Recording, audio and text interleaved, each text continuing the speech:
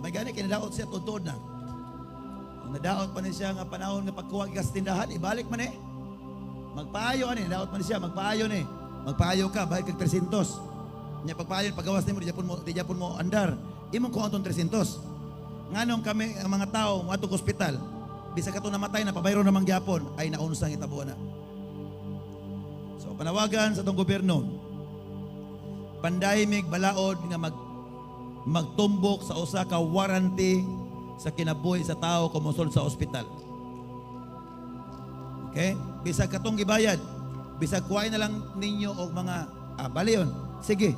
Kaya ang uban issue mang 10% sa simbahan. O sige, kamo taga-ag 10%. Pananglitan og 1 million ang gasto sa pasyente unya mamatay, 10% ra gasto. At least na mo 100,000. Tan-aw na to og unsa inyong kapasidad sa pag-ayo. Kita ra bagod dili sa kalimbungan. Kidney, problema, tubig lang, exercise. Paabot dito tungod kay inutang ang dialysis machine. Kutol sa may mo, papangsyonon yun. Kung may mo, memoryahon, ang imong creatinine, magpundo lagi number 8. Number 9 na yun kutob. Kaya mga naman, para dili maundang ang dialysis. Kaya maunda ang dialysis, maundang po ang bayad Fortuner. Dili sa kapadialysis, katong machine, tagiya. Tanawa ang concept sa healing. Unya midol siya sa loyo ni Isos.